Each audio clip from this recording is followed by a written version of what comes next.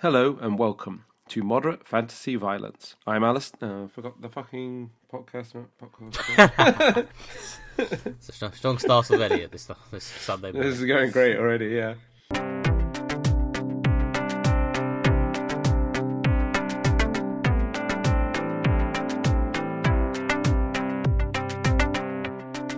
Hello and welcome to Moderate Fantasy Violence, a podcast about pop culture and the world around it. I'm Alastair. And I'm Nick. And this week, we are talking about the internet, with the third series of Charlie Brooker's dark technology satire, Black Mirror, and lo and behold, Werner Herzog's documentary about the ways the internet is changing society. We also discuss Arrival, a new First Contact sci-fi drama starring Amy Adams, and we find out what Nick thought of Sean Locke's sitcom 15 Stories High. But first, Nick, what have you been up to in the last 2 weeks? Well, after a bit of a quiet few months in terms of telly over the summer, all my US network shows and superhero adaptations sort of came back in earnest onto UK TV in the last couple of weeks, so I've mostly been watching The Walking Dead, Flash and Arrow, to be honest, but I haven't been watching Black Mirror for this podcast. And yeah, it's another year of those. Are they maintaining the quality? Flash is coming dangerously close to being one of these shows that has a great first season, then kind of flames out a bit. The second season was really just a sort of slightly angstier version of season one, and the third season... But yeah, they've got Draco Malfoy from Harry Potter coming in to play Barry's new co-worker who bullies him. So yeah, he's very much escaping typecasting, old Draco. After bullying monkeys in Rise of Planet of the Apes. Arrow has just about maintained its quality through a few wobbles, but I haven't started the new season of Legends of Tomorrow yet, to be honest, because I've been a few days behind due to, as I say, all the Black Mirror. But that was never that good in the first place, so the good news is it doesn't really have that much quality to maintain. If anything, the only way is up. Wow, that's damning with faint praise. Yeah, never mind. The Walking Dead is still about the same as usual, though. The first episode was incredibly grisly and unpleasant, and then the second episode was a sort of slow and slightly positive character piece, presumably because they'd realised that the first episode was just so fucking depressing, because it literally involved a character being beaten to death on screen. You may have heard about this on Twitter, I don't know. I have heard about it on Twitter. Also, earlier in the podcast, you discussed the internet outrage at the cliffhanger at the end of the last series of Walking Dead, when you knew someone was going to get beaten to death, but they didn't tell you who it was.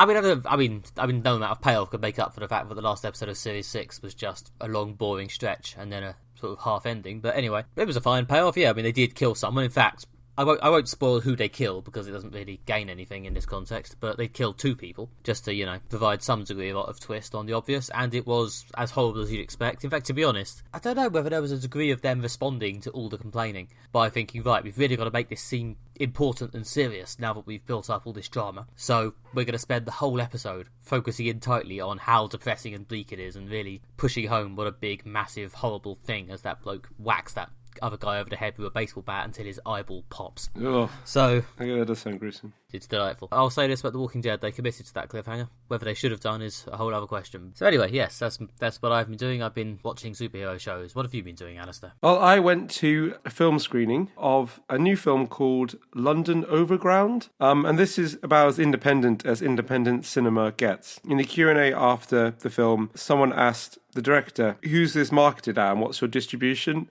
And his response was, "I just made it because I wanted to. There's no market in mind. It might end up on YouTube." So yeah, this is some low budget independent filmmaking. It's a documentary about the book of the same name by Ian Sinclair. Ian Sinclair is a psychogeographer. That's his description. That's his job title. Okay. He writes lots of books. I guess you say they're about place or about areas. It's very strange. His most famous book is called London Orbital, in which he walked around the entire M25 and wrote basically descriptions of all the things he found. This book was called London Overground. In it, he walked all the way around the outer ring of the London Overground network, or the Ginger Line, as Londoners call it. And this documentary was kind of him revisiting the places he went to in the books and talking about them, but also some new places. The book is written in this very sort of rambling, really detailed but kind of vague way, in that it will start talking about, I don't know, like the Georgian architecture of the area around a certain station, and then halfway through the paragraph it will sort of change to be talking about Mary Shelley or something like that in the 18th century. It kind of moves from topic for topic in a sort of imprecise way. So the documentary is pretty much the director following him around as Ian Sinclair wanders into jazz cafes and pubs and churchyards and sort of railway sidings and industrial units, and just kind of talks about, just sort of rambles about areas, how they change,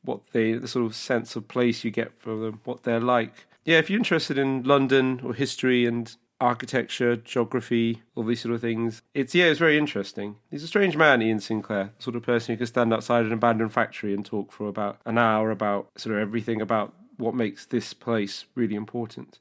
Okay. I'm aware I've given a quite rambling description of a film that doesn't really describe pretty much what it's like, because it is sort of very unusual. It's almost like if you went on a walk with someone who just kind of talks about everywhere he goes in a sort of long monologue. But it's absolutely fascinating. Loads of interesting things about London. And also, bits of London people don't usually focus on. It's not about Westminster or the city or, Greenwich or the dockyards or things like that. It's places where people live and work and where, old jazz cafes were, or poetry readings and churches that have been forgotten and things. So, it's very interesting. Okay, and that's not coming to a cinema near you soon. If it ends up on YouTube, I'll tweet it from the MFV account. But yeah, it's not a very helpful recommendation because I'll be impressed if anyone can get a hold of this film. However, the book it's based on, which I have right here, it's called London Overground, A Day's Walk Around the Ginger Line. If anything I've said has interested you in any way, and it's by Ian Sinclair, I'd recommend getting the book and having a read.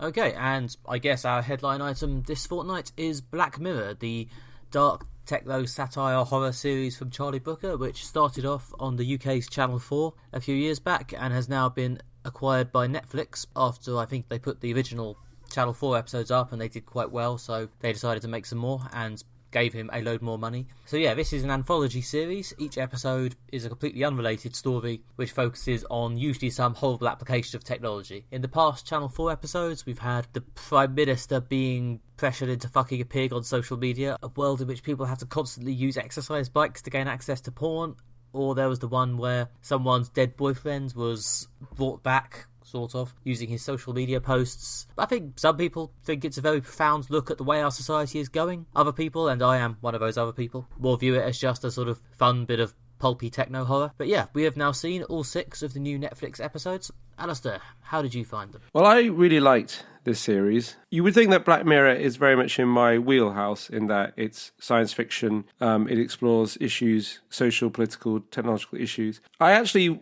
didn't really like the first series of Black Mirror, and I didn't watch the second series. And the reason for this is that I felt the first series was trying too hard to be shocking and too hard to be cynical. And what I really liked about this series is that this third series is it didn't have those problems. I really felt that the first series, first of all, there was some really obvious, let's try and just be shocking to get attention. Like the first episode involves a man basically being forced to have full sex with a pig on national television. It's pretty grim, but there's an element of, it's like those Saw films that are like torture porn. I'm only really watching this to get enjoyment out of seeing someone suffer, and the fact that there's kind of a loose veneer around it of it's making a comment about technology and society doesn't really get away from this kind of taking pleasure from someone else's suffering. And in such obvious kind of try and be shocking sort of way. There's also a degree to which I felt Black Mirror before was the obvious cynical opinions about technology. Everyone has that friend who says, oh, I can't believe everyone spends more time on Facebook now than talking to each other. I can't believe we're all so addicted to their phones. Usually they express these opinions on phones and on Facebook. But everyone knows that person who kind of grumbles about technology and I always harking back to some utopian past, when people had real relationships. So yeah, there's plenty of Guardian op-eds and independent editorials pretty much expressing this opinion in slightly more intellectual language. And so it's easy to be obviously shocking, and it's easy to make kind of cynical technologies destroying human interaction, which I kind of felt it was before. What I really liked about this series is it did seem to be more subtle, and it dialed back the cynicism and the grotesqueness a bit. still were places when it was present, but it worked much better as an overall thing. Anyway, what did you think? Yeah, I think structurally a lot of past Black Mirror episodes that haven't worked, the reason they haven't worked is because the entire content of the episode has been one-line pitch about technology, massive cynical twist, and that's basically it. It's like those two lines, what is the technology, what is the cynical twist, and you've basically seen the episode. You sort of sit through 45 minutes or whatever of it thinking, yeah, okay.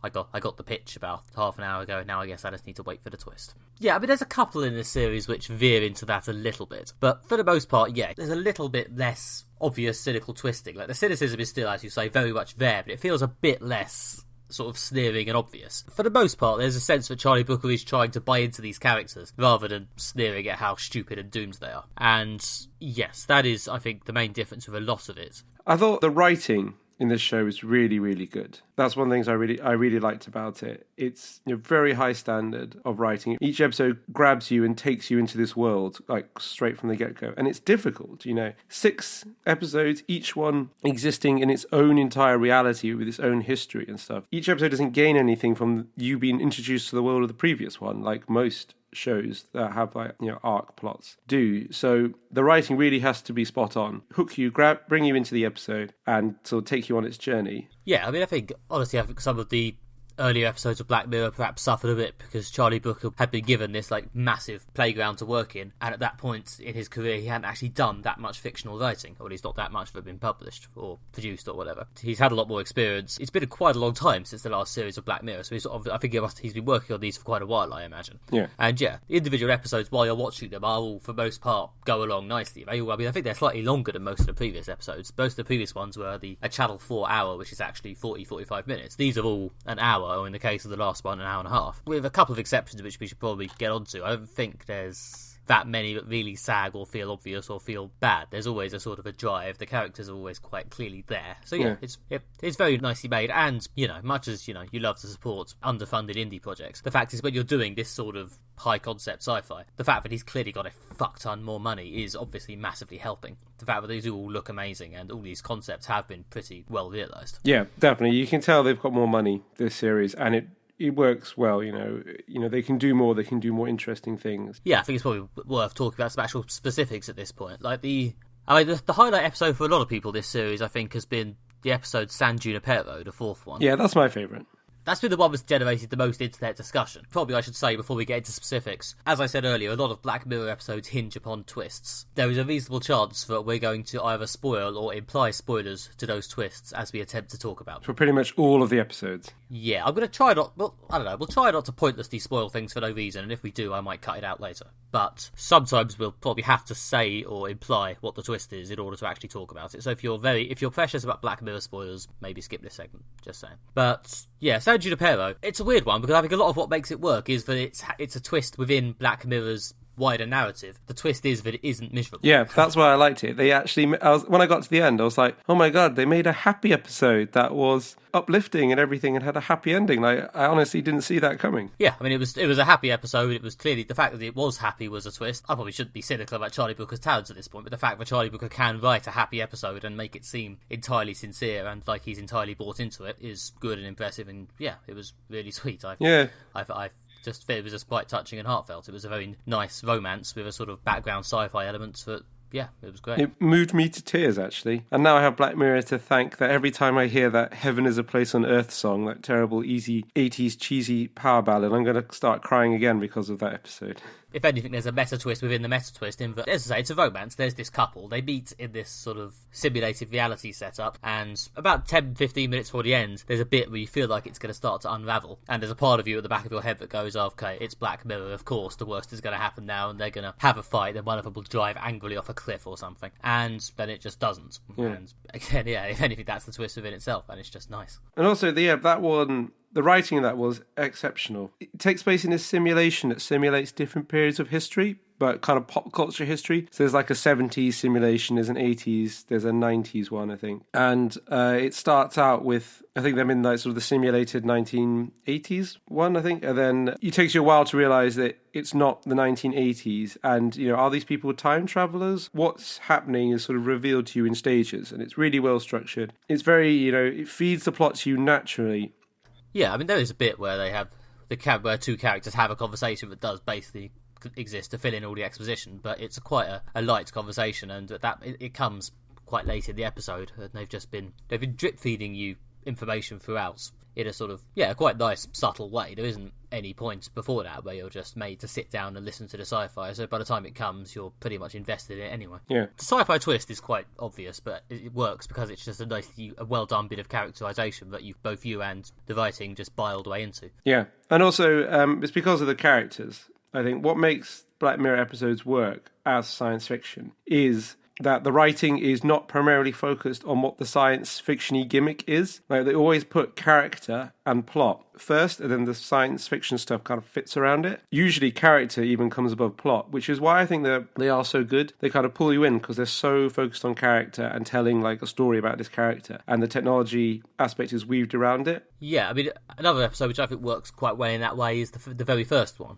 Nosedive. I really like that one as well. That was a grim one, but kind of the grimness didn't come from, as it is in a lot of Black Mirror episodes, of something viscerally awful happening, like people being drilled in the head. But it came from the awful things that happened were like social shaming. Like, it was almost a bit kind of Alan Partridge-esque. This woman basically goes completely to pieces around her sort of friends, and it's all about how embarrassed and publicly humiliated she is. I mean, Nosedive is about, basically a world in which people are constantly being rated by other people via some sort of social network, and this has become, like, the fundamental class system around which society is built. So, everyone's like, oh, I see you're a 3.2, that means you can't get the premium plane tickets or whatever. And that premise is just explored in the form of this woman who clearly takes it all a bit too seriously, and when she makes a few fuck-ups and... the stats go into a nosedive. One might say, It's a premise which isn't particularly... I mean, it's a premise that was threatening to become reality, like last year, wasn't it? I mean, I got to assume Brooker read that news story. Yes. That was the app called People with a double E, obviously, which was basically the same thing. And before that, it was an episode of Community in Series 5, in which the app was called Meow Meow Beans, and the entire campus, as it often does in Community, rearranged itself totally around this silly gimmick. And the high-rated people on Meow Meow Beans had like their own special areas, which were entirely white, where they wore togas and got fanned down by the lower-ranking people. Again, it's not a new, amazing bit of science fiction, but I think as a bit of character writing around that, and the fact that it's really well acted by Bryce Dallas Howard, I think it still works pretty well. I mean, it takes like a kind of established concept of social media and sort of pushes it to the like 11th degree in order to create satire, which I think works really well. This idea that everyone is constantly rating each other on social media, everyone's constantly trying to put forward their best version of themselves, and trying to project that out to the world. In order to get attention and to get kind of higher up this sort of hierarchy. There's a brilliant bit when she's just at home working incredibly hard to make these sort of artisan snacks and stuff so she can take pictures of them and post them on her social media feed. Just trying to create like the sort of things that are served at independent East End bakeries that people are constantly putting on Instagram. And I think, again, one of the reasons it works is because the main character in Nosedive is Lacey, and you're not given the impression that the script or the writer or whatever thinks she's a sad, shallow, terrible person. She clearly just wants to be happy and has perhaps unwisely fixated on these social media ratings as her way of becoming happy. She's searching for validation through social media, and obviously validation, self-actualization is part of Laszlo's hierarchy of needs. It's something that all human beings want. She's just maybe going about it in a slightly unhealthy way. And if anything, I mean, the first, third to half of that episode was honestly more, depressing and unsettling than when the plot actually got going, to be honest. There's just this quite long, weirdly long, unnaturally strange sequence, sort of underscored by this constant twinkling piano riff, where they're all just going around smiling at each other and rating each other, and Lacey's just trying desperately to please everybody, even to the extent that, it becomes clear that other people are using these ratings in the similar way to how we use the internet nowadays, in that you get, to be honest, a lot of the time you get more points, metaphorically or whatever, for, snark or being mean to the people you're meant to be mean to, but because Lacey is so desperate to be liked, she's just 5-starring everyone for anything. And then that means other people think she's rubbish and useless and silly because she's not being horrible to whoever the person in the office she's meant to be horrible to is. And there's this kind of quite moment that kind of, in a sense, shivers up my spine when she's like buying a coffee from someone at like a coffee stand, and she's like, how's your day going, with this kind of like really awful sort of forced smile, and the guy's like, oh, it's going really, really well, and like everyone has to be really happy and upbeat all the time. Yeah, and again, you could argue that it's kind of a fairly simplistic, obvious social media satire, but I think the writing and the character here make it work. And the ending was quite... Yeah, the ending, there was a bit where she picks up a knife. Yeah. But again, in a slight meta twist, it didn't go full Black Mirror, and the ending was, although still kind of downbeat, it was sort of surprisingly redemptive in a sort of bittersweet way. I just really liked it. She had a full character arc, and she gets to the end of her story and has a moment of revelation. So you're left with the impression that even though her life sort of fell to pieces throughout the story, she's actually maybe at the end found some truth about herself,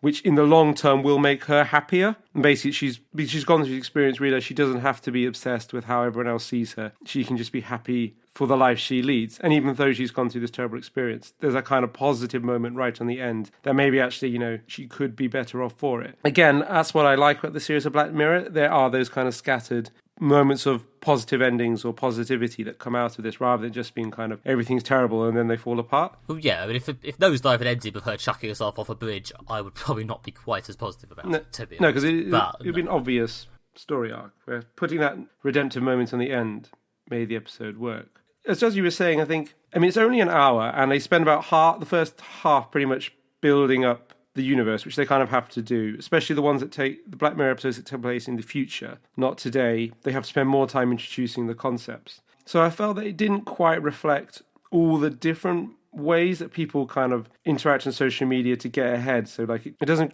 quite have the sarcasm or put downs people use, or the way they project sort of morality on social media as part of their interaction. As I say, I thought they hinted at that with the bit where she was sort of being so nice that people thought she was just being a sap. But yeah. Yeah, I think they did it, but I think within the constraints of the hour they had to tell this story and introduce this world, I think they did really, really well.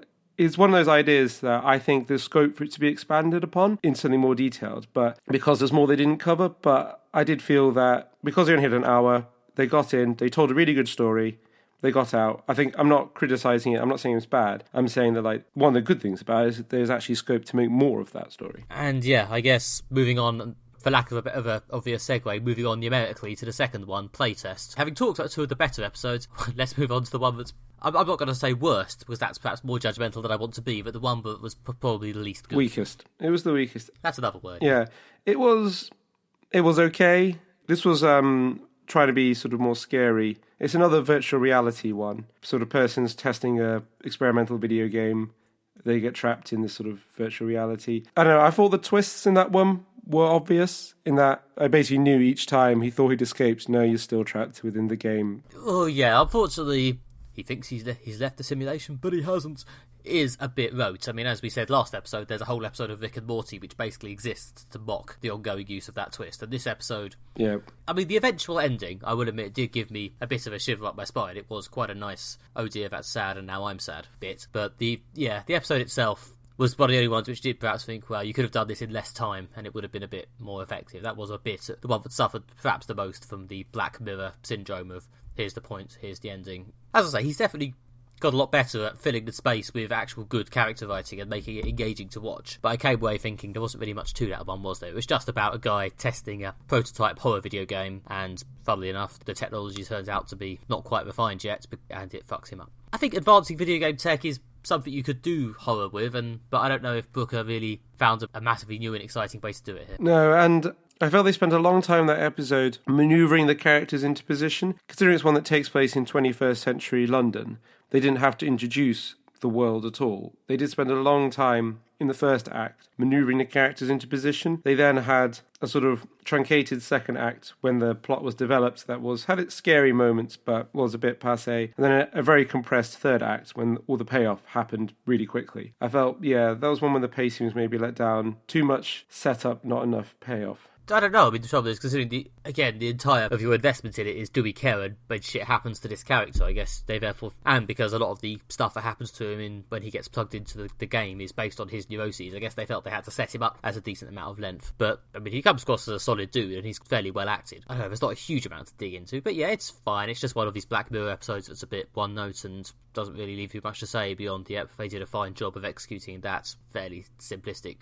concept. Yeah. The only reason why I think it appears weaker is because it's put next to some very strong episodes, including the third episode, which I really, really liked. That was a more classic kind of Black Mirror, everything goes to shit quite quickly episode. This is, I don't know. This is one where we may factually disagree on, because although I think it is quite well executed, I do to an extent think it's another one from the Black Mirror pile of one-liner, dark twist, end, without a massive amount more to it. The twist being that the sympathetic main character turns out to have a very big, tangible, repulsive dark side. It's a twist that Brooker's used before. In fact, he's used almost the exact same twist in Series 2 episode, which you haven't seen. Yeah, maybe it's because I haven't seen that second series episode that the twist had more impact on me. I didn't see it coming at all, to be fair. But I hadn't seen the twist used before. The other thing is, because the main character is revealed at the end of this episode to be very unsympathetic, I didn't actually lose sympathy for him, because you'd been on this journey with the character and you'd been so invested in his fate that at the end I kind of still felt sorry for him. I know. Did you feel you lost sympathy after the twist? No, I didn't lose sympathy for it. I think, it's still an element, even though he had revealed to have done some things that are pretty repulsive. It's not just because someone's done things that are awful in the past, that doesn't mean they should just be routinely beaten around in an incredibly sadistic way. People aren't one-note punchbags. I mean, the entire premise of the plot, Shut Up and Dance, is there are people who've done bad things who are then being blackmailed by internet trolls. To do more horrible things, yeah. More horrible things, basically entirely for the lols. Should we feel that these people don't deserve it? I mean, basically, at the start of Shut Up and Dance, this kid has a wank, basically, for lack of a better term. And he gets videoed by a Trojan that's attached itself to his webcam. And then they use this to blackmail him, and you're left with wondering, well, you're a teenage boys masturbate, why are you doing all this ridiculous stuff because of that? And of course, at the end of the episode, we find out it's because they'll also reveal what he was masturbating over. And it is a nice sort of payoff of answering the obvious question, which is you're sitting there going, why are you literally robbing a bank? At one point, yeah. Just because they have a video of you doing something that everybody does, and of course Brooker knows you have this question and then answers it, which is a nice bit of writing. Yeah. Again, there's not a problem with the execution here. And also, I think it works well because he meets another character played really well by Jerome Flynn. This other character, Hector, who's also been blackmailed. He's married and he thinks he's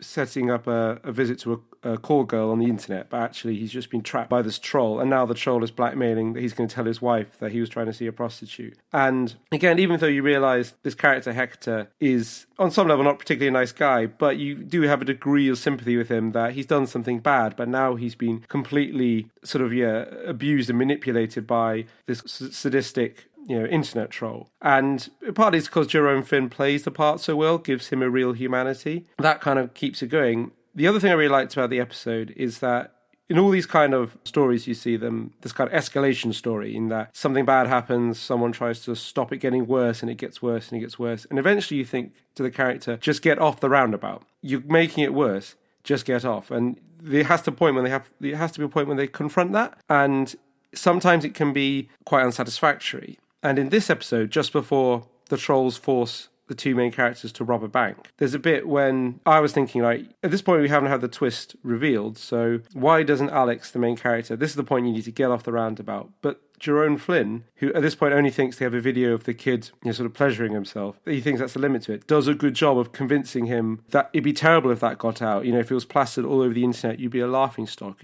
Really does appeal to that teenager kind of self-consciousness and that idea of I don't want my, what I do behind closed doors, even if it is what everyone else does, to be absolutely everywhere, because it's a very teenage thing, and I think it really plays off that really well. It is something a bit more relevant and current. I mean, one of the major problems with playtest, perhaps, is that evil video games, virtual reality, isn't particularly new or interesting. I mean, you could even say that about Nosedive, even though Nosedive kind of pulls it off anyway. But this one, it is doing something that feels somewhat of the now. Yeah. But also, I would say, what I liked about Nosedive and Shut Up and Dance were how well executed the stories. My problem with playtest is that I just felt it was a bit poorly executed. The ideas were good enough. It just didn't come together. Whereas I felt that Shut Up and Dance, it just really came together really well. Performancing, directing, writing, just nailed it. I am enjoying Jerome Flynn's later in life career revival as the king of the sort of craggy middle-aged men with a dark side. He is doing a lot of those parts very well. Yeah, he's a good actor, yeah. And he was really, really good in this. He really took what could have been a one-dimensional man over a barrel character and gave him some depth and made it all believable. And speaking of men, episode 5, Men Against Fire. Yeah, so the episode 4 we've discussed, which is probably my favourite, the San Junipero. Yeah. Then there's the army one. All right, not amazing. I thought that, again, the production was brilliant. The battle scenes were really good. Yeah, but I get the feeling you probably rated Shut Up and Dance ahead of this, whereas I probably rated this slightly ahead of Shut Up and Dance. I mean, they're both definitely sort of around the middle, sort of not quite as good as the amazing ones, but not actually bad. But I think, I don't know, it's another one with a relatively simple twist, but the fact it's in a slightly different area to the sort of domestic social media stuff, and yeah, I think maybe I was just blinded by the fact there's a new setting. But yeah, I really enjoyed this one. I thought it was good. I didn't see the twist coming at all, which probably helped. Did you see it coming? No, I didn't see it coming, actually. So I wanted to spoil too much. This is a military one in the future. They're soldiers. They're hunting these people they're called roaches. And, you get the feeling that they're kind of, something's gone wrong. Maybe they're zombies or maybe they're infected by something, but kind of predatory people that we need to stop. I kind of was aware that the twist was going to come, that these people they're hunting aren't all bad. They're just different.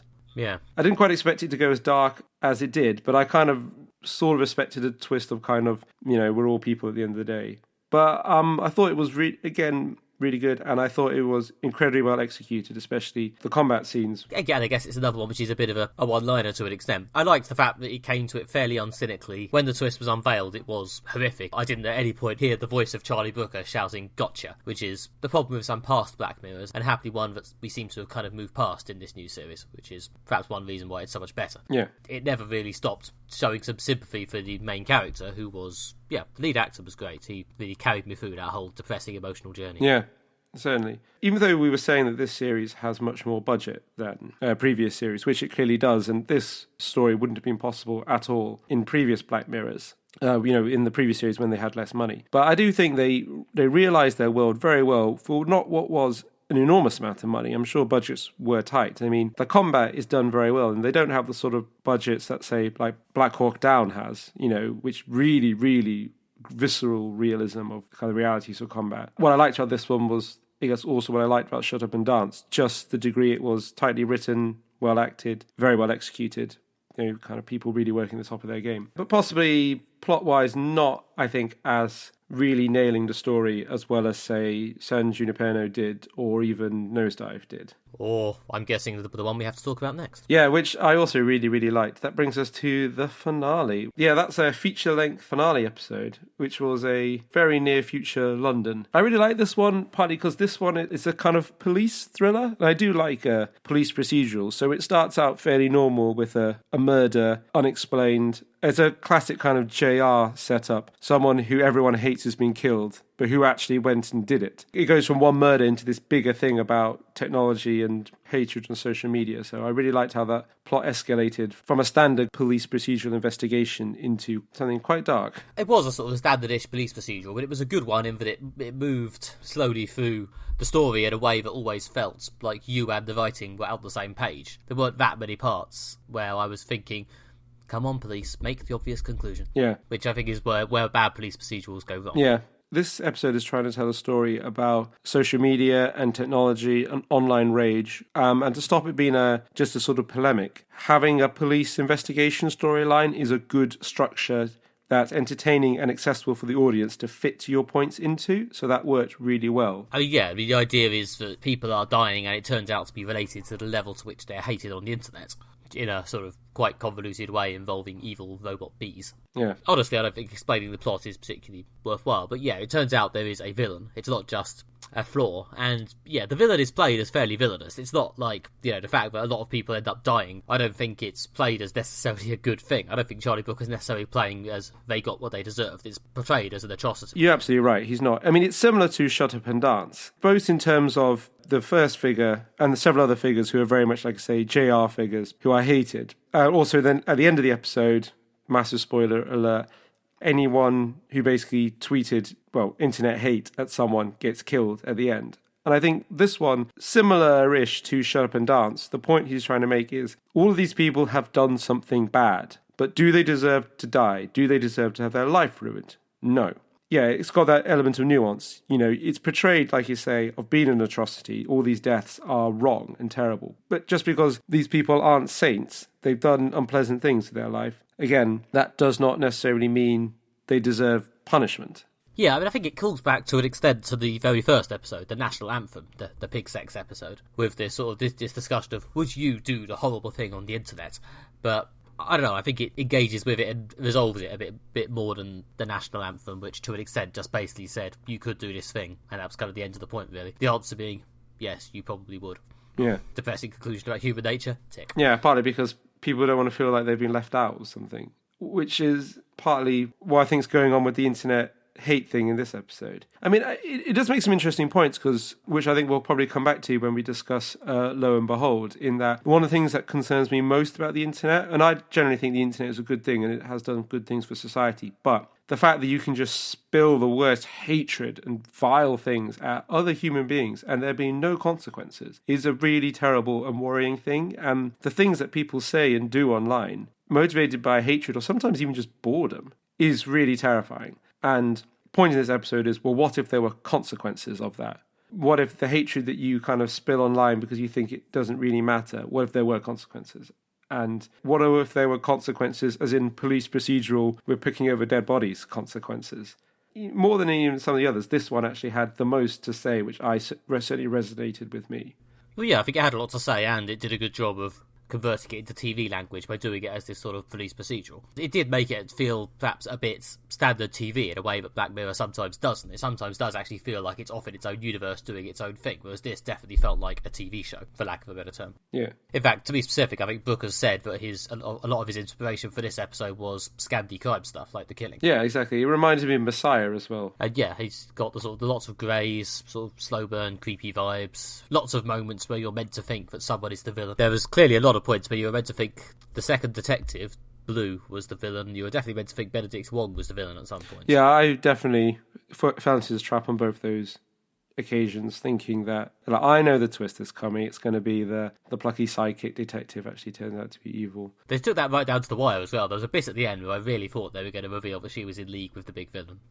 But no, again, he swerved away from the obvious twist to give us something a bit more resembling regular police justice rather than a sort of Black Mirror, oh no, hello darkness type moment. Yeah, or something like an improbable techno-sci-fi twist when it was actually the person on the inside working to bring the system down. Well, generally that sort of stuff I don't think happens particularly often. But no, it was just a creepy man who fancied his flatmate. Those creepy men do get a bad rap on TV nowadays. Well, in some cases justifiably so. But this is a creepy guy who was angry on the internet about how angry people were on the internet. So that's one that will keep your head going in circles for a while. But again, this one, what made episode 6 so good is how well executed it was. Fantastically well done. Like I say, the tension was there. There's this horrible moment at the end. Because, 387,000 people are killed at the end because they're all the people who basically spilled bilge on the internet. There's a scene at the end when they're investigating it and there's just a warehouse with just bodies. And it's a really powerful, emotional moment. And just the story, again, it's a really well executed crime thriller. It's got something to say, something that's resonant. It's not overloaded with cynicism in the fact that it's not a kind of we are all just terrible and deserve to be wiped out. Or, the solution to this is to just burn the internet and go back to the good old days when everyone just kind of read hardback leather books and listened to vinyl records. Yeah, let's not do that. That sounds tedious. No, but that's what, again, as I said at the top of this section, that's where Black Mirror can be at its worst. When it's expressing that opinion of everyone's grumpy friend who basically has a thing of always saying, technology is rubbish. People spend too much time on social media. This, that. You can do that if that's what you want your TV show to be, but I think it's better when it makes a nuanced point of, technology reflects humanity. It's, you can't say technology is bad. Technology is morally neutral. It reflects human morality. And that's what this episode got across really well. It wasn't that the technology was bad, it's the people behind it. Sometimes the aggregate of lots of people doing individual tiny things that don't really matter, but taken together, they amount to something horrendous. And sometimes it's one person doing a terrible thing enabled by technology, but it's their own morality. And that's when Black Mirror is at its best. I think this was definitely his best series yet. Despite being a fan of Charlie Brooker's work for a while, I've actually been a bit iffy about Black Mirror, but this was really good. Still really depressing in quite a lot of places. If you want to be cheerful, to be honest, you can probably safely skip most of Black Mirror except for San Junipero. But if you're up for some techno-horror, it's very good. One thing I really liked about this series, and Black Mirror in general, is that I just really like the one-off stories. One story, setup, character, plot, execution, payoff, done. I really like that. I mean, everything is, becoming arc plot now. Even like films are now exist in kind of huge integrated arc plot based cinematic universes. And, I like that. There's some great arc plots out there in TV shows and films. But I did kind of maybe think I do really miss the kind of, the one-off story is a really good format that you don't get so much of recently. So I really enjoy these Black Mirrors kind of one-off stories you could kind of watch in isolation and get something out of. Well, yeah, I think yeah, for that reason, I've always liked the idea of Black Mirror existing, even on the occasion when the actual episodes haven't done that much for me. I think it's a good thing to have around. It's a good idea, even if Charlie Brooker eventually runs out of ideas, hopefully it'll stick around as a brand and he can get other writers in, because I'm sure other people would have something to say in this concept.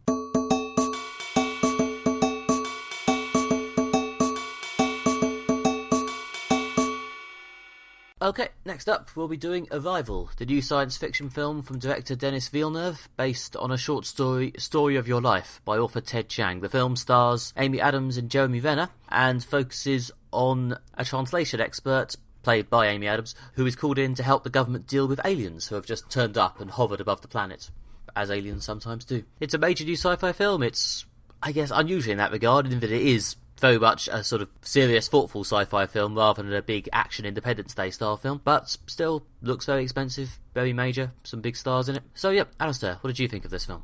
Yeah, I really liked it. It could have been my favourite thing I saw at the London Film Festival this year. One thing I thought it really nailed, which is, as a sort of connoisseur of science fiction, both on screen and in books and in other medium, it really did a good job of getting across how alien aliens are. Think that these are creatures from another world. They have almost nothing in common with us. They don't even breathe the same air as us. And these aliens were like, everything about them just made you think they are alien, they are different. And I thought that was really well done. Yeah, I mean, I think the focus on sort of linguistics and language and how they communicate was the main interesting hook for me, sort of the way that they'd actually put some thought into this circular language they have and how it plays into the final reveal. I don't know to what extent we want to spoil the final reveal, but the way it's all fits together, and they've clearly got this alien society there, and you're sort of viewing it from the outside via the Amy Adams character, and it's, I don't know, it's the old story about touching bits of an elephant or whatever it is, not in a sex way, where you feel different parts of it, and then it's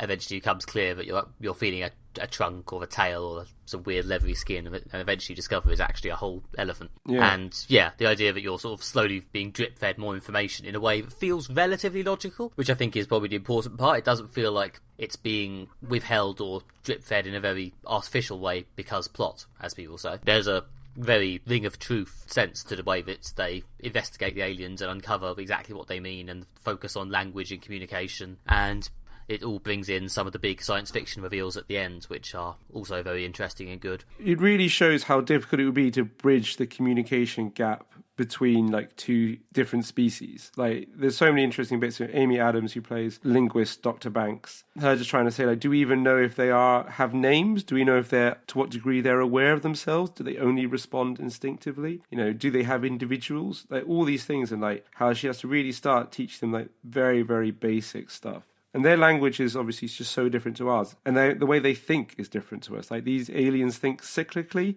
They express concepts through circles. And like the circles sort of look slightly different. And that's because they express one cyclical concept in a complete way. It just goes to show they are very different to us. One of the other interesting things is that their language in no way tries to represent something that's audible, whereas almost all human languages are kind of the written version of what we sort of audibly communicate. With these creatures, no, it's not. It's entirely separate. So even getting your head around that is, a lot to take in. So it is like, I think, very much in the kind of vein of realistic hard science fiction, in that even though hard science fiction usually is about scientists doing scientists, this is about linguists doing linguistics, but very much in the hard sci-fi tradition that you don't see so much in films and TV, which made it really interesting. Yeah, I think, having praised it for everything flowing very logically, there is one bit that doesn't flow that logically, where some soldiers bomb one of the aliens. Yeah, that didn't make much sense. I mean, I tried Googling around a bit, but no one's... I mean, maybe it makes sense if you've read the original short story, I don't know. But that's never really explained why they would do that, except to provide a push onto the next bit of the plot. The rest of it's handled so well, but it doesn't really ruin my enjoyment of the film.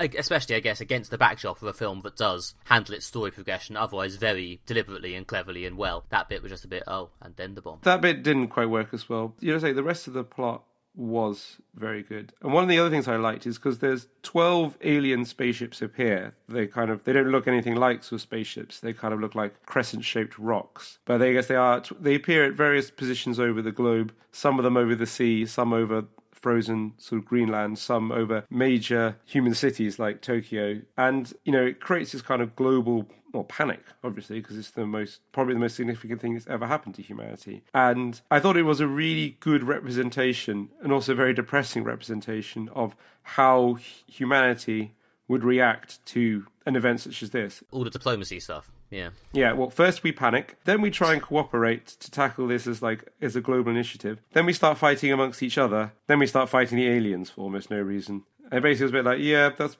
probably how it would go down. I mean, yeah, to be honest, you're probably right. To the extent that the bomb isn't explained, but then again, maybe it is just a case of because humanity must ultimately bomb the aliens. Maybe there is meant to be a sense of inevitably someone at some level of military, maybe without telling the others, who knows, would eventually just go, let's just blow that sucker up. Yeah, like, it's just really good representation of what it would be like. I think one of the best bits is kind of the sort of opening of the film, which it starts with Dr. Banks, Amy Adams' character, going through a regular day at work, and she sort of goes into her teaching job at an American university, and there's clearly something going on, like loads of people, but she's just kind of like tuning it out, like, whatever. She goes into her lecture and there's only about 5 students, and she's a bit like, oh, everyone's sacked it off, like, well, this is just depressing. And then she starts trying to deliver her lecture, then one of her students gets a text and it's like, you need to turn on the TV. She then sees what's happened, and then there's these great scenes of like people panicking, like everyone's trying to get their cars out of the car park and they're just creating a huge backlog. And all there is just these fighter jets just flying overhead at really high speed. You can tell that, like, on a sort of species-wide level, panic has broken out. I thought it was a really good representation of that. It really actually reminded me of what it was like when 9/11 happened, sort of this enormous level of sort of fear and uncertainty and desire for kind of knowledge and reassurance spread through everyone very quickly. And I think they really captured that very well. Yeah, no, the beginning was good. It's a very unforgiving film in the sense that there's some information in the first few minutes which isn't really ever massively repeated, even at the end. But if you don't process it, you probably won't understand the end, or at least not fully. Yeah. So again, I'm trying not to spoil the ending, because there are some good twists at the end that would be a shame. But yeah, I really liked Amy Adams in the lead, actually. She was, I guess, arguably, as a sort of frazzled professor who's called in to deal with this emergency, I don't know, you sort of feel like it's sort of role would probably be given to a man, but Amy Adams is really, really good. I certainly quite liked what they did with Jeremy Renner's part. He's very charming, but it's a very small part, and he's clearly just a love interest. Like, he's basically just there to be hot and occasionally funny. Yeah, and the fact that they would have a physicist on hand, because, you know, they want to communicate these aliens and possibly get technology from them, so they'll need a physicist on hand to understand there. But yeah, but needing a physicist doesn't explain the Jeremy Renner part. The physicist could have been some nobody. No, that's a very valid point. And I think you make a great point that 10 years ago, certainly 20 years ago, Jeremy Renner would have been the main character. It would have been like,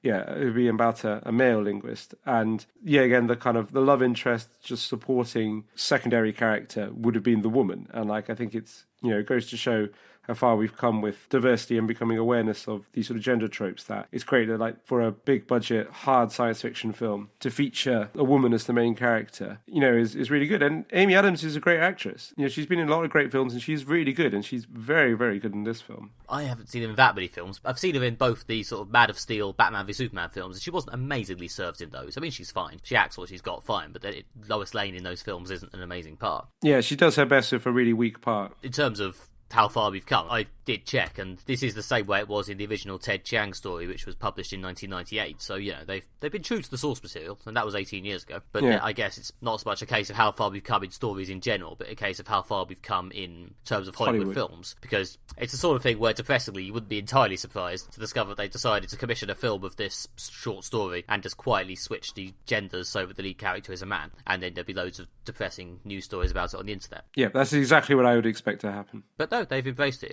It's very good. Yeah, and the film is stronger for it. I like the way they ramp up the tension throughout the film, like how sort of we kind of get to know the aliens a bit more, and but we're not really certain, and kind of as we don't really communicate with them to a high level because it's very, very difficult. There's a sort of always wondering, do they have a sinister purpose? Sometimes they mention weapons, but the Amy Adams character makes a good point. A weapon and a tool are very similar. It's semantics, but it's obviously incredibly important. And the soldiers get increasingly tense and sort of aggressive. I thought Forrest Whitaker, who's a very good actor, he plays the lead soldier on the American expedition, and he does a very good job of playing the character when his first concern is the safety of America because they feel threatened by these aliens, but he wants to help the Doctor as much as possible to communicate and understand, even though he doesn't really understand the high-level linguistics she's engaged in, but he's trying to support her as much as possible. But he's getting pressure from a sort of suited sort of, I guess, State Department or MOD person who's very much kind of hit them now, kill them now, we need to strike before they strike us. Which is,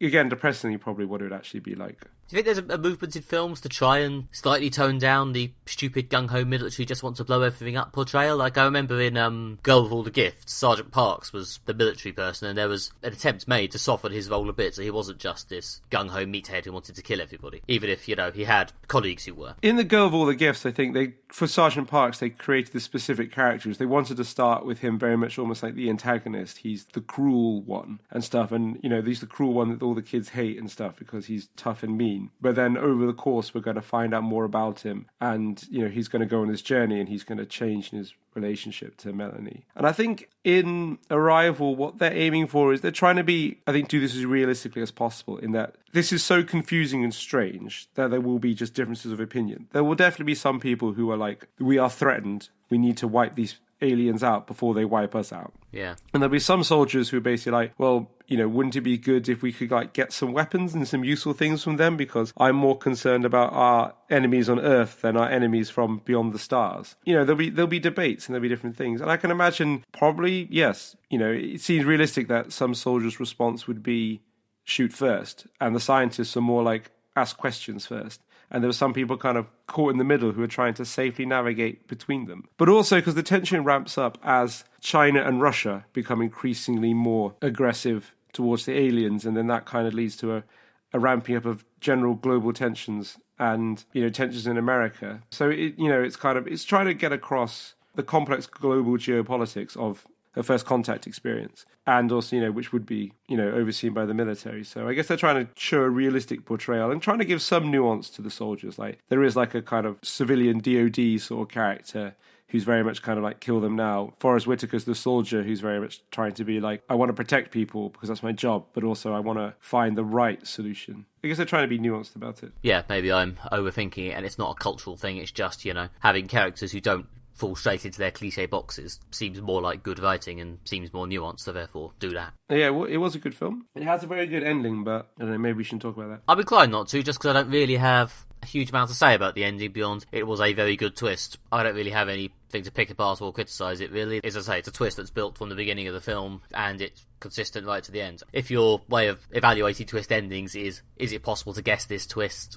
Maybe, but first I think that's a bit of a rubbish scale to evaluate these things on, and also, I don't know, I don't think it's so obvious that it's boring. I think the execution of the film is good enough, and it's just one of these things that feels right, to the extent that that's not really a problem. I think also, what I really liked is that it's good to see some hard science fiction on screen, because obviously I think a lot of hard sci-fi and the sort of classic works in hard sci-fi are a bit sort of denser and don't really lend themselves so much to films or TV. I think it's telling that this is based on a short story, and generally I think short stories make better films usually than novels, because novels you have to cut a lot out of, usually, unless it's a very short novel, to fit into a film. It's also nice to have something sci-fi that wasn't based on a well-known book, film, TV show, game, or a remake of a previously well-known science fiction film. So yeah, that was nice, something a bit original. And yeah, it was quite a low-key story, I guess, in that most of the scenes were just someone talking to someone else. But on the other hand, there were still plenty of like nice, big, spectacular visuals when they approached the big alien thing. But yes, much like Westworld the other week,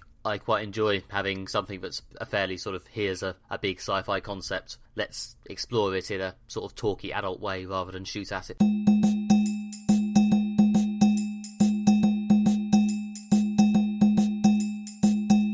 Next, we will be discussing Lo and Behold, Reveries of the Connected World, the new documentary from Werner Herzog, which looks at the evolution of the internet, how it has shaped modern life, and what its future could be. It's an interesting episodic documentary that takes in a range of related topics to the internet. I thought it was a good summary of the social issues that surround the internet. But Nick, what did you think? I think it was definitely an interesting counterpoint to Black Mirror, in that it was definitely more heavily focused on the wider aspect of how the internet is changing science and the wider society, rather than really focusing dead on how it's changing human interaction, which tends to be what Black Mirror zeroes in on. Although not always, there was that eugenics episode. But a lot of it tends to focus in on the interaction stuff, whereas Lo and Behold was very much about the idea that devices are more connected, people are more connected, science is changing, we can talk to people across the world, we could think in whole new ways. I mean, it's an element that is kind of ignored a lot, I think. I mean, I think the life-changing tech aspect of the internet, the way that it's just quite simply changed the way we do almost everything. I mean, from the obvious shit like sending messages to people, like all this Internet of Things stuff using your light switch or via the internet or whatever, dealing with AIs and Mars colonies and how, the internet might enable us to communicate with a Mars colony, thus making a Mars colony more viable. It did feel very summary-like at times. Part of me was almost rather it had picked a few elements and delved into them, rather than doing, was it 10 sections? Yeah, there were 10 episodes. 10 chunks, which were clearly demarcated by the chapter number and title coming up on screen. And then each one was between about, I'd say, 5 to 15 minutes long.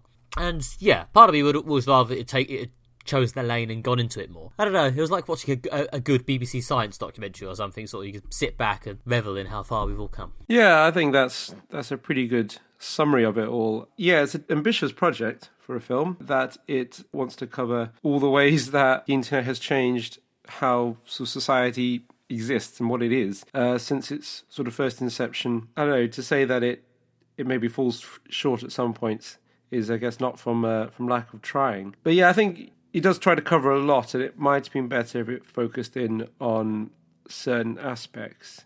It's very much focused on the technological and philosophical ideals of the internet, openness, collaboration, freedom, in heavy inverted commas. I think it did a good job of talking about the positive and negative aspects of the internet. Like, it focused in on one specific project about folding proteins, which are used to create new drugs and new treatments, and how by creating a video game, which you can do on your mobile phone, where you can fold proteins, putting that out to millions of people. Remember that as people played this game, they were generating new ways of folding proteins that were all being fed back that could then be used to research new medical treatments, which is stuff that would have taken, millions of dollars or pounds and years of research, and it, could be done so quickly, though, just by everyone working together, everyone doing a little bit, that collaboration. So it had good stuff like that, yeah.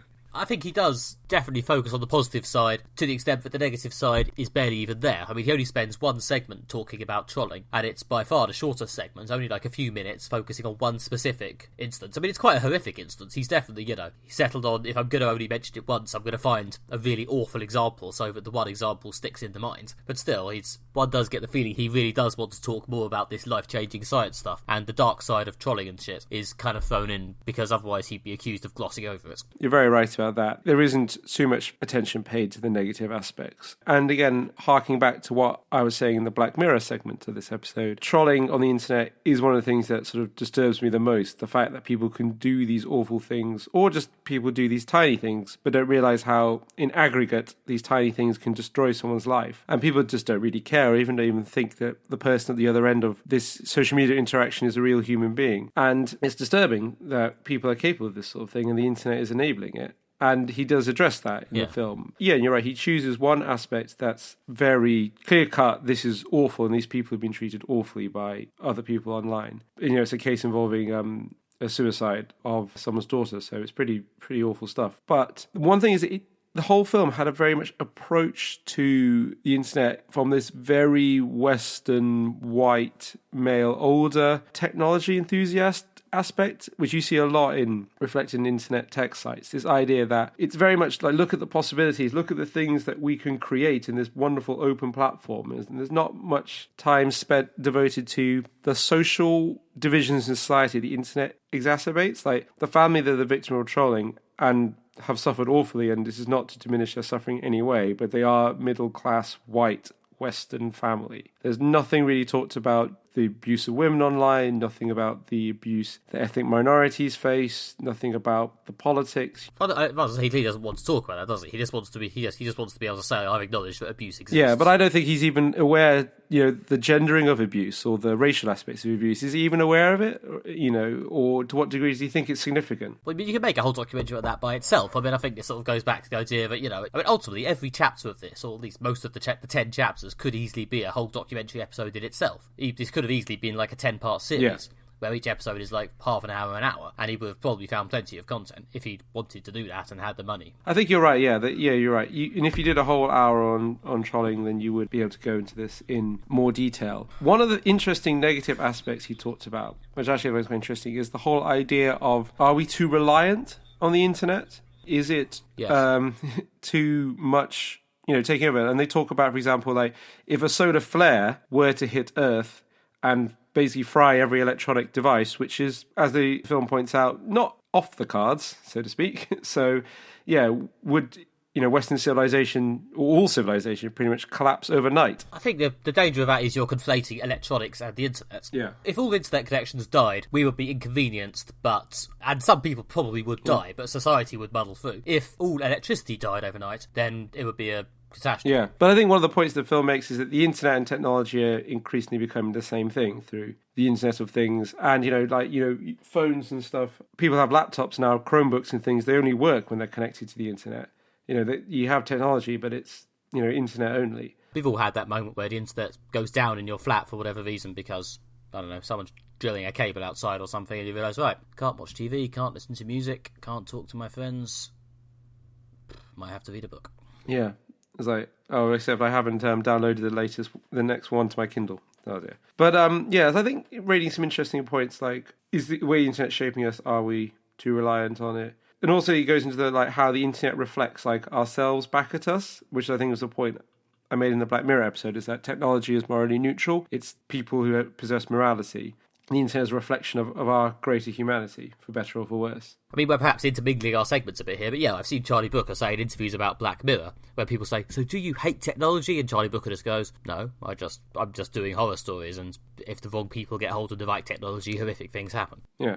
Seems like a reasonable point. I mean, I think, to be honest, the life-changing tech aspect of the net is often ignored nowadays in favour of the more grim interaction stuff. I mean, if you just look at what we talk about every day on internet terms, it is easy to forget, sort of, in the moment. But there's more to the internet and connectivity than just who do I message and how do I message them and what do I say? Is there anything on the internet other than okay messages and not okay messages? And what constitutes an okay message and a not okay message? And, those are all valid points, and thousands of articles will continue to be written about them every day, but you can sometimes forget there are other things. No, I think that's a very good point, yeah. And this kind of does, draw into things like, they have people who set up, free online universities so that people could learn. And there was a guy who was a teacher at, I think, MIT in Massachusetts. He was saying how he put his lectures online and his whole course online, and how he had, thousands of people following online, I think even tens of thousands, and only a few hundred could actually attend the course because it's at one specific place at a very elite university. And he also even found that the people following it online were actually understanding the material better and doing better in the coursework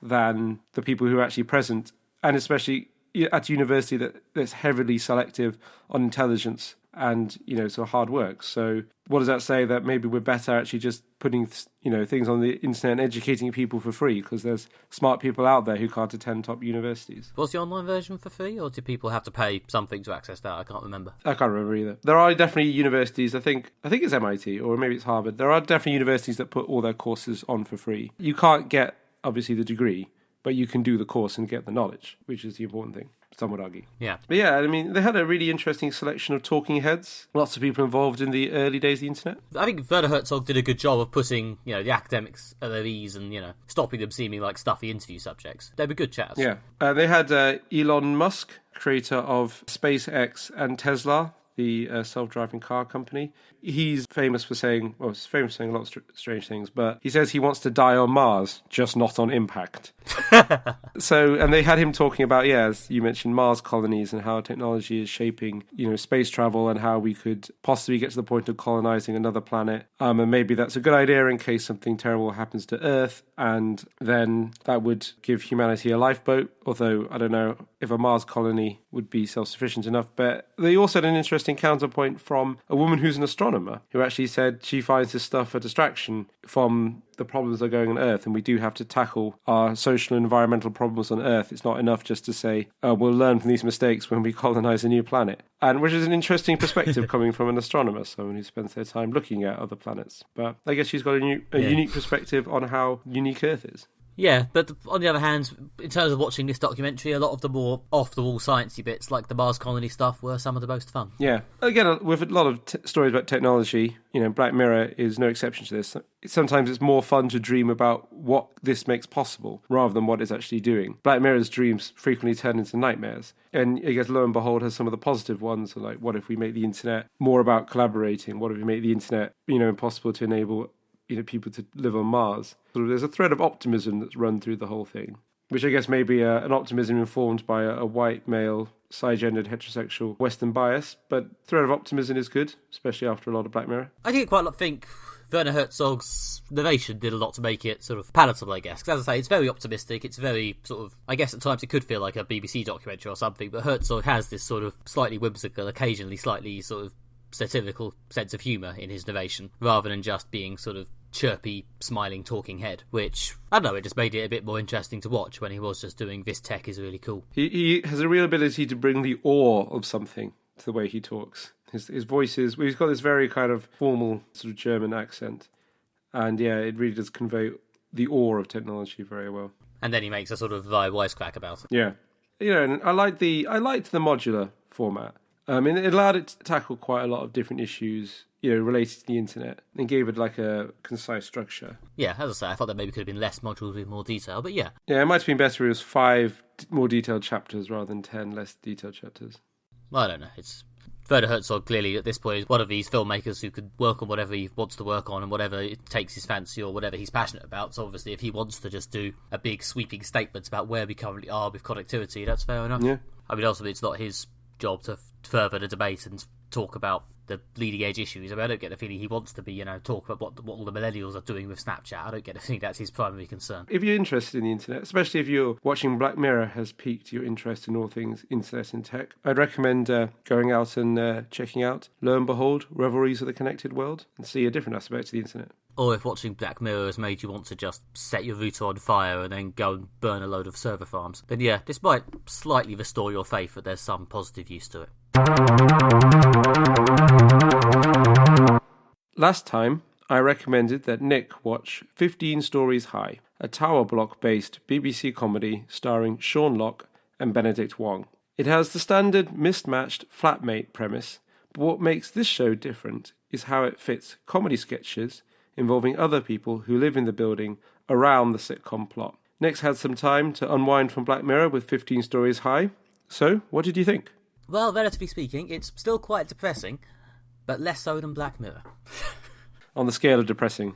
On the scale of, it's not depressing in the everyone's dead and our society is collapsing sense. It's just, it clearly has a somewhat cynical, albeit a sort of comically cynical view of human nature or whatever. But yeah, it's fun, and as you say, the mismatched flatmates thing is quite a standard premise, but it doesn't really do that in any real sense. The dynamic between the two flatmates, Vince and Errol, isn't really bantery back and forth, quippy, wisecracky, nor is it really shot through with this sort of, but they love each other really, affection. No. I guess it does actually remind me in a strange way of a lot of house shares I've actually been in that these are two people who live together, they get along enough to coexist. They're not best mates or anything. They're not massively involved in each other's lives. They don't talk every day at great fucking length about everything that's happened to them that day. They just hang out occasionally in their communal area and otherwise just sort of get on with their business while life goes on around them. Yeah, they're two people put together by circumstance, not really by anything else. Well, one owns a flat, the other needs somewhere to live. Yeah, and I think some of the cynicism of the show does come from the fact that the main character, Vince, played by Sean Locke, is just a dick and is unnecessarily harsh to people. sometimes. All the time, yeah. Yeah. It's a hard show to get massively emotionally invested in. I didn't laugh, cry, and dream with these characters. I just sort of watched them and occasionally smirked. Yeah. It's a good supply of regular sort of titters. To be honest, in terms of actual big lols, so to speak, I obviously got more of those from the sketches sort of intercut with it rather than the actual storylines. Yeah. Peter Serafinowicz turns up, I think, in a couple of episodes, as this guy who just yells at people. Yeah. There's some swingers who turn up. There's a weird mental health themed role playing game. Oh, that was brilliant. Yeah. Yeah, it's it is reliably funny. I mean, I think it's a very outside the current dynamic of sitcoms that's evolved in the last 10 years, but there is an expectation of a certain level of emotional involvement, like not necessarily positivity, like Peep Show, which I think started a bit after this, I guess. I don't know. Or maybe around the same time. Probably around the same time. Peep Show has a similar sort of two flatmates who perhaps don't get along in a cuddly, friends, we love each other way. But there is this sort of emotional entanglement they have. They've clearly got this sort of intense, weirdly codependent relationship. Whereas 15 Stories High really is just about two guys who just live together. Yeah, so there were some really good comedy sketches. I really like the one with Michael Smiley, Tires from Space, when he convinces this guy just to keep punching a wall over and over. Yeah, there's some great little ones like that. What I find quite interesting about the show is not only does it have the sitcom plots and the sketches running inside them, is that some of the sitcom plots are quite sketch-like. You know, they kind of just sort of exist to kind of create, you know, what are kind of self-contained sketches involving Errol and Vince. A good example is, I think it's the third episode, when Vince gets addicted to this soft drink called Blue Rat. It is a sitcom plotline, but it's basically just a lot of series of him just kind of doing stupid things after drinking this kind of bizarre energy drink that no one really knows what's in it. And it's very much structured. It's much more like a sketch show. It's just a series of connected scenes. There's also the same episodes when Errol gets a job at Billingsgate Fish Market. And there's just... Yeah, I've got that in my notes as a highlight as well, Errol's fish market storyline. But yeah, Errol's storylines in particular tend to just be a handful of sketches throughout the episode where something ridiculous happens to him. Or where he just gets put in these weird circumstances which he just sort of blankly goes along with. Yeah, because he always looks slightly bewildered and just kind of bumbles through life being a bit confused. Like the Billingsgate Fish Market one, it's just a series of different things that happens to him at the market. There's not really much of a plot. It is very much set up more like, you know, a series of sketches. And like, for example, he gets the job just walking around shouting, "Come clean your hands on my jacket," and so people come up and wipe so their bloody hands on his jacket, which is, I know, it's just really funny. Yeah, but the closest it has to regular sitcom plots are probably Vince, who gets a sort of regular routine of he does something normally quite selfish or mean and then is normally in some way punished. Yeah, like there are some that are structured much more like a traditional narrative-driven sitcom, such as the one when Vince becomes a swimming teacher. He's teaching this woman to swim and her boyfriend gets jealous of him, and that's kind of much more plot-driven, even though it's, you know, obviously done for laughs. You know, or the one when Vince is trying to sell the couch. I think that's the first episode. Yeah, and in the end he reaches the logical conclusion of his arc and gets put in the stocks, as you do. Yeah. It can get quite surreal at times. Well, yeah, but especially the sort of the side sketches are always quite surreal. Yeah. And then every so often that sort of breaks through into Vince and Errol's slightly less surreal lives. Yeah. I really liked Errol as a character. It's just the kind of slightly bemused way he goes through everything in this sort of deadpan way that Benedict Wong plays the character. It's just something really funny about him, like when he rips all the wallpaper off in the toilet because he starts pulling it like a little bit of the loose wallpaper and has to rip it all down and then hide it in his bedroom. Yeah. Yeah, it was quite fun seeing Benedict Wong play that compared to him playing these sort of serious parts in Black Mirror and indeed last week in Doctor Strange. Yeah. I mean, I guess his part in Doctor Strange wasn't exactly 100% dead serious, but he does seem to now play these sort of relatively controlled, serious, older characters, whereas here he's playing a youngish dude in a flat share who just spends a lot of time hanging around in his pants doing stupid things. Yeah, I did also like the one when the swimming one, is it? Vince is teaching sort of a glamour model to swim, but he's more interested in the backgrounds and like for the house that the pictures were taken in, not the glamour model herself. But Errol doesn't like, when he shows him the pictures, Errol really doesn't like these shots of the glamour model around her house. And just a brilliant bit, he goes, "I just don't think you should be naked in your living room. That's where you have Christmas." It's just a depressing note of inevitability he puts into that. It just cracks me up every time, that line. It reminds me a bit of Him and Her in terms of the sort of controlled aesthetic, although Him and Her's quite a different kind of comedy, I think. Him and Her's very much about the squalid reality of it all, rather than the note of surrealism. Yeah, I think there's definitely similarities in the kind of flat-based sitcom with a kind of bizarre cast of supporting characters, and it was kind of mainly about the dynamic between these two people in a sort of domestic environment. There's certainly a lot of similarities. Yeah, I mean, I like the way it created a sense of, sort of a weird sense of place around this tower block. Sort of the endless shots of it just standing there, and all the similar looking hallways and the lift, and how it just became this environment you became sort of weirdly trapped in. Yeah, and you become aware of all the other people in the block and stuff because of the sketches and stuff, even though Vince doesn't interact with almost everyone he lives with, or Errol as well, but you get, through the sketches, you get a sense of the communal life in the estate, which is a good way of kind of broadening the scope of the story without making it seem artificially broad. Yeah, it was a good time. I never saw this when it was originally on, if I had heard of it, so yeah, it was fun. I think it wasn't particularly successful, which is why I think they only made 2 series. But it is, I think it's a forgotten gem. I think with shows that aren't that successful, they give them one series and it gets some good reviews, so they give them a second series to see if it'll, this cult buzz will translate into actual viewing figures. And then often that's why these things get cancelled after series 2, basically. Yeah, that seems to be pretty much what's happened here. But it does live on if you like Sean Locke and his stand-up comedy. If you like seeing Benedict Wong, who's gone on to be very successful, I'd recommend checking out this sitcom. It's true. I've got your DVD here, and it's just a picture of Sean Locke looking moody. Really, they should have put Benedict Wong on it. Well, I'm glad you liked 15 Stories High. I certainly enjoyed the opportunity to rewatch it. But, Nick, what are you recommending to me for next time? Well, it's time for another comic. This is one of my favourite comics that's been running for a few years. It's coming to an end, actually, in the next month or two, I think. The artist tweeted the other day that he just finished work on the final issue. So, to mark the occasion, I'm going to get you to read the first volume. This is Chew by John Layman and Rob Guillory, which is the Image series about a policeman who gets flashes of the history of whatever he eats. So, when he eats a bit of fruit, he sees how it fell from the tree in the orchard and then got processed. And obviously, when he takes a bite of a murder victim, he sees what happened to them. So, yeah, Cannibal Policeman. I'm looking forward to reading this. It sounds good. It's one of the indie Image success stories of the last few years, I guess, and it's very quirky and strange and cartoony, because obviously the whole cannibalism thing could make it a bit depressing, but they make it fun. Cool. I look forward to it. That's all we have time for this episode. If you have enjoyed this episode of Moderate Fantasy Violence, then please subscribe on iTunes or wherever you get your podcasts. While you're there, please leave us a review so that we can spread the word of the podcast to other people. You can also find us on our website, moderatefantasyviolence.com, where you can listen to our older episodes, our bonus excessive fantasy violence recordings, and a few extra written pieces. This week on the website, there's an article about Middle Eastern cinema. If that interests you, then you should go online and check it out.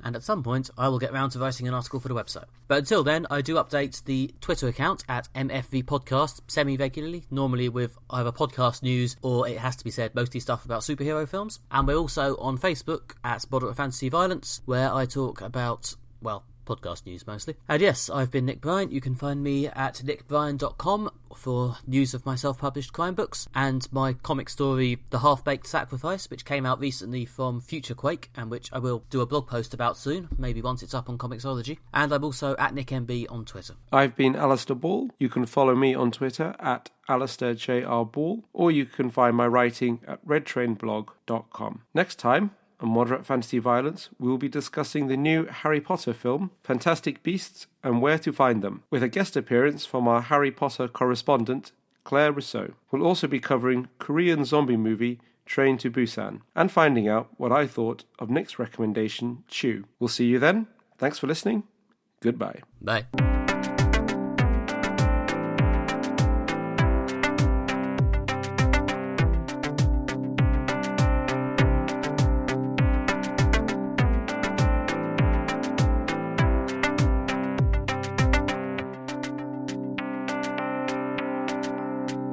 Well, they've got Draco Malfoy from the Harry Potter films to come in and play Barry. It's very similar from other things. Play Harry, Barry. Like Chuckle Brothers. Harry.